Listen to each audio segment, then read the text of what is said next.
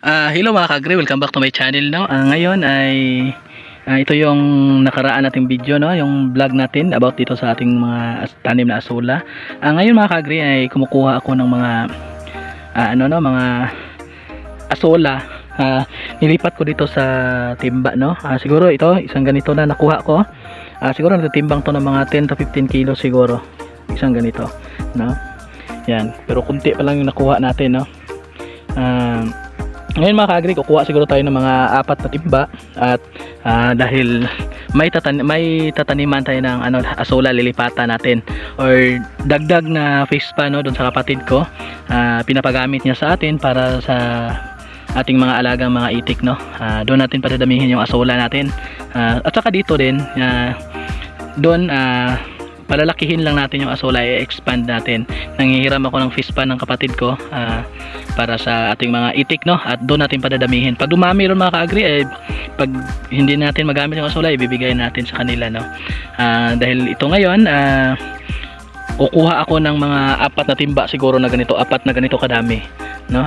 Mga 4 na ganito, yun yung ililipat natin doon sa fish pan. Yung fish pan siguro niya mga ka-agri, ang laki doon siguro nasa mga 400 square meter to 500 square meter. Malaki yun mga ka-agri. Ilipat natin yung iba dito no, hatiin natin to. Siguro mga ka-agri yung asula na to, yung ito na kadami no, halos ganyan lang kadami yung nilagay ko pagdating ng mga isang buwan. Ganyan na kadami, nakakuha na ako dito ng mga ilang timba na no. Ngayon nag-harvest na tayo at padadamihin natin no, at gagawa pa tayo ng mga fish pan no, para dito sa ating mga asula no. Yan mga ka-agri, nakakuha na tayo ng 2 timba no, dadalhin natin doon sa ating fish pan na paglalagyan no. Tingnan niyo mga ka-agri, ang tataba ng ating mga asula no. Yan, isipin mo mga ka-agri, meron kang harvest na dalawang timba sa isang araw no. Nakakatipid ka ng halos kalahating sako ng feeds no. Imagine niyo yan mga ka-agri. Tapos maliban doon, high protein pa siya no, pampaitlog ng ating mga itik. Kaya ito talaga yung inano ko dito mga ka-agri, pinuforce na paramihin para makatipid tayo no. Ngayon lang to dumami mga ka-agri dahil inano talaga natin, ilagaan talaga natin ng maayos no, para maparami. Yan, napansin nyo, kunti pa lang yung nakuha natin no. Yan, pero 2 timba na. How kung malaki yung fish pa natin no, halos 50% na lang yung mapapakain natin na feeds no.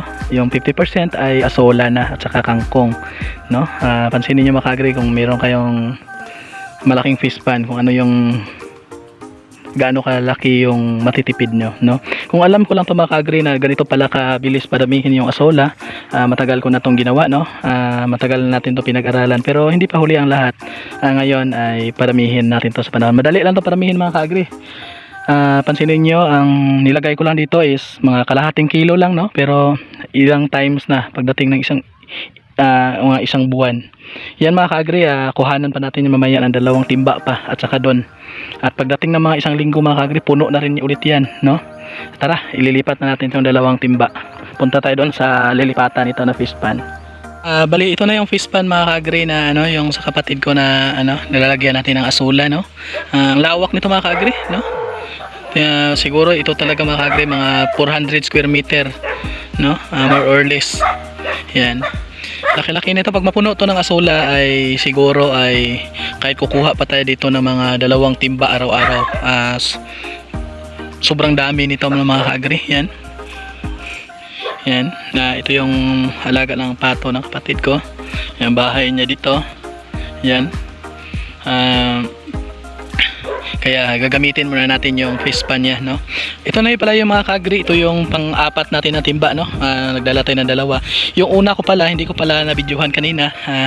Nilagay ko na yun no, yung mga green na yan, papunta doon yan.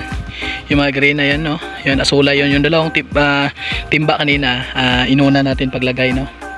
Yan, bago pala mga ka-agri, bago natin ilagay yung 2 na yan, ipapakita ko pala sa inyo yung pangalawang fish pan niya no. Ito yung pangalawang fish pan niya no, bago niyang ginawa, siguro mga isang linggo pa lang. Dito niya nililipat yung mga tilapia no. Yan, bali nilagyan ko na yan ng asola para pagkain sa tilapia niya no. At padamihin na rin. Hindi nakakaubos yung tilapia no. Siguro hindi pa kagaanong kilala nila yung asola, pero pag makakain na sila niyan at nasasarapan sila, siguro expected na yan na mauubos din yan, no? Pero depende rin yan mga ka-agri, kung mabilis yung mag-grow yung asola natin, hindi nila yan mabibilis mauubos, no? Maraming tilapia at mga ka-agri, yung mga maliliit, yung mga malalaki nito ay kinuha na, no? Inulam na yan. Itong maliit na to na pispa na to, siguro nasa mga 150 square meter yung kalaki nito. Yan, malawak-lawak din yan, hanggang doon. Yan. Yan, balik kayo dito mga ka-agri sa ating topic, no? Yan. Ilagay ko na yung asola kanina, no? Yung una. Yan, medyo nagkalat na sila. Medyo nagpatong-patong pa yan mga ka-agri, pansinin nyo. Yan, nagumpukan pa yan. Siguro pag pupuntahan niya ng pato mamaya, bibi ay ganyan yung lalanguyan yan at maghiwalay-hiwalay na yan. At makita natin yan mga ilang araw na medyo magi-green na to, no? Yun, ang dami yun mga ka-agri.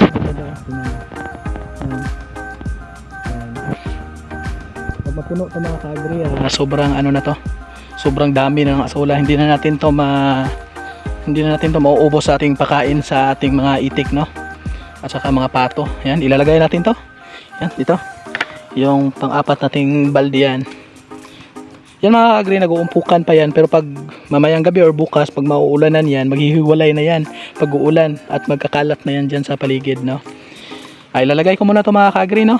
Hindi ko bibidyohan dahil walang maghahawak. Ipopost ko muna.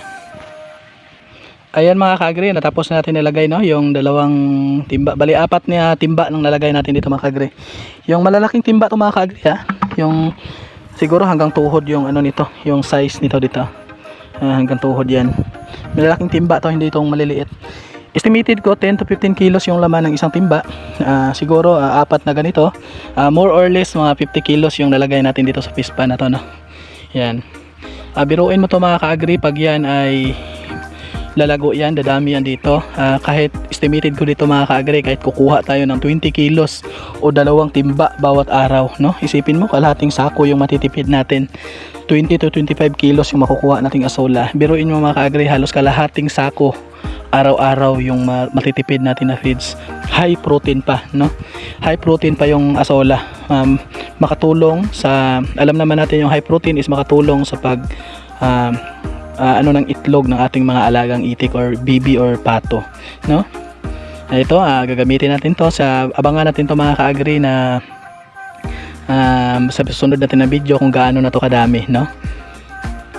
Dito sa probinsya mga ka-agri, kahit ano lang gagawin natin basta makatipid tayo sa ating mga alaga, no? Basta diskarte lang mga ka-agri. Sa umpisa talaga mahirap, pero katagalan mga ka-agri, pag malalaman na natin yung diskarte, alam na natin yung mga diskarte, ay makakatipid tayo at makakikita din tayo balang araw sa ating pag-aalaga ng ating mga dito sa probinsya, pag-aalaga ng mga hayop, no? Especially sa mga itik.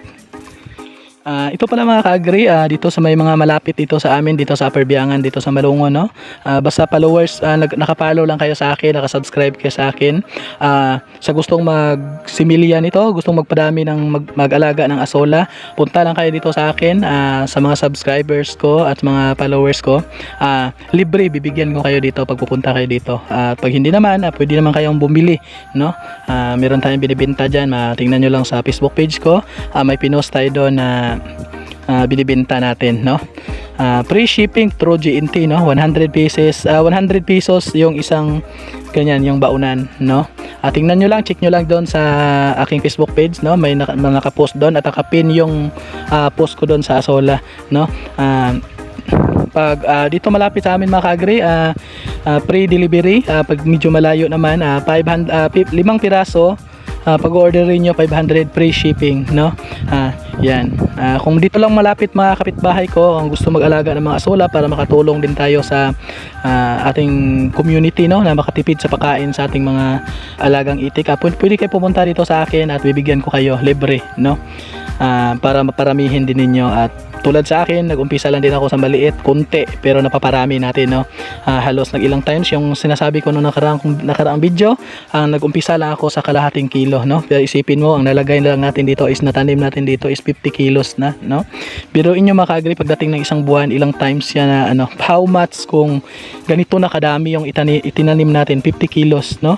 50 kilos pagdating ng isang linggo, 2 linggo, isang buwan, sobrang dami na to, no? Daang-daang libo, daang-daang kilo na ang ma-harvest natin dito linggo-linggo or every other day, no? Yan. Basta ang sa atin lang mga ka-agri, pagpupunta kayo dito sa akin, tuturuan ko kayo ng mga technique, at siguro sa susunod pa natin mga video, ituturo natin kung ano yung mga diskarte para hindi masisira yung mga asola natin at mabilis dumami, no? I-share ko rin to, pero sa mga bibili mga ka-agri, tuturuan ko rin kayo ng mga technique, no? Comment lang kayo sa Facebook page, no? Para ma-replyan ko kayo at ma-process natin kung o-order kayo, no? Ayan lang mga ka-agri, no? Subaybayan natin tong magba-vlog ako ng everyday nito. Siguro mga abangan natin sa reels ko, everyday mag-upload siguro ako dito sa Asola. Yan lang mga ka-agri. Hope subaybayan yung aking YouTube channel and Facebook page, Marlon Agri Vlogs FI. Maraming salamat sa inyo mga ka-agri. Happy farming sa inyo lahat. Bye bye and God bless.